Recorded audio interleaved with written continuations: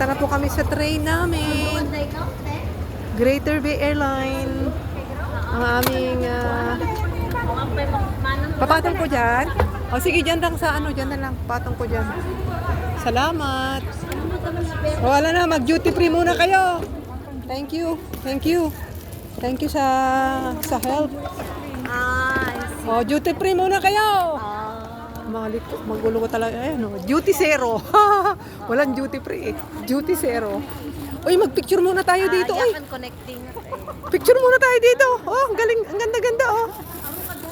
Matagal pa naman tayo eh. Uy, nagmamadali kayo. Tagal pa yung flight natin. Ano tayo ate para makaupo tayo? Ay, Baka wala pa, marami tayo. Oh, sige, bahala kayo. Sige. Huwag kang mag-alala, may upuan pa rin tayo kahit na ano. Upo tayo sa sahig. Tayo mahihiga, Alas alas 12 pa tayo. 12 pa tayo flight. Ang manalangin tayo, maaga tayong pasakayin. Huwag nang alas 12, alas 11 na. May ganun ba? Ay, oo, meron. Pagkakumpleto na ang mga passenger. Ang gulo ng inyong ano. Ano ba yung ano natin? Ano ba yung gate natin? Paano ka? Paabante yung kaatara yung pita. Ano yan?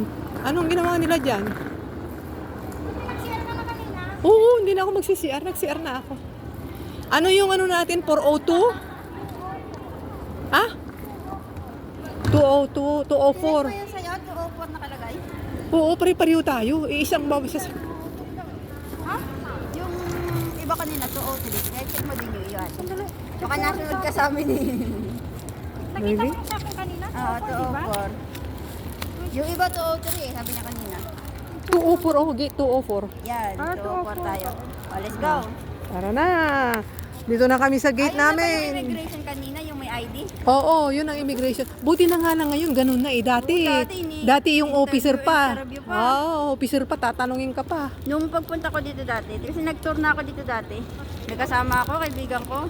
Sabi niya, Ang daming ano kayo? Hindi kasi tourist sila. Pero kung ID, ano ka na, Hong Kong residence ka, holder ka na ng ID, kaya ganun. Tayong mga holder na ng Hong Kong ID, tayo yung considered na Hong Kong residents, pero hindi tayo permanent resident.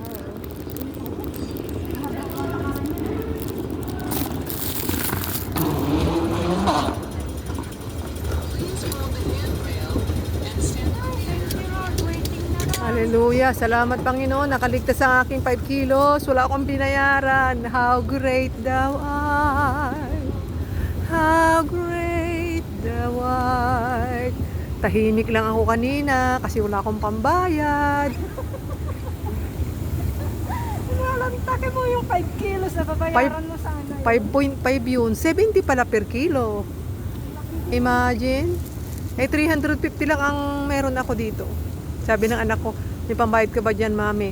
In case, anak, 350 lang. Kaya manalangin tayo na wag ako magbayad. O, di praise God, answered prayer. Wala akong binayaran. 5.6 yung sobra ko eh, 25.6. Parang 6 kilos na, ganun.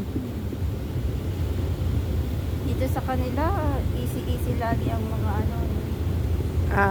Kasi dami Oo, Sa tamo. Pilipinas, lakarin natin. Wala tayong Tapos sa Pilipinas, pagpasok paglabas mo, patanggalan ka pa ng sapatos. Ayun na nga eh, sa atin, ganun. Samantalang dito, over na over, doon sa atin.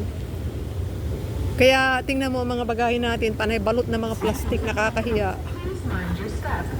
Imbis na hindi mo balutin ng plastic, eh may mga kalukuhan na naman sila. O, di ba? May magaling magbukas. May mga magagaling na mag-magic ng zipper. Yung isang kaibigan ko, ka-YouTube ko, meron na naman. Ang ginawa sa kanya, gadgets naman yun. Bakit kasi nag-check-in ng gadget? Ewan ko doon sa tao na yun kung ano yung gadgets na... Dapat i-check-in ng gadget?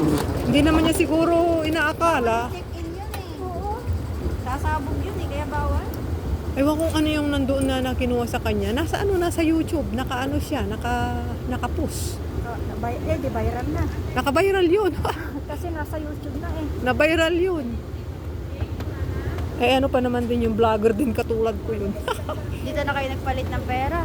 Taas ng palitan niya yung dito eh. Hindi ako nagpalit, pinadala ko na ang akin. Ako din. Nirimit ko na. Taas ng palitan niya yung dito. Sa baba. Ikano doon? 7.40. Dito, 7 point. 58. Alin? Nakalimutan mo? Nam. Ay, oo, pareho tayo. Nakaalala mo yung sa Alipay? Chat ako. WeChat? Ako naman sa Alipay, nakalimutan ko.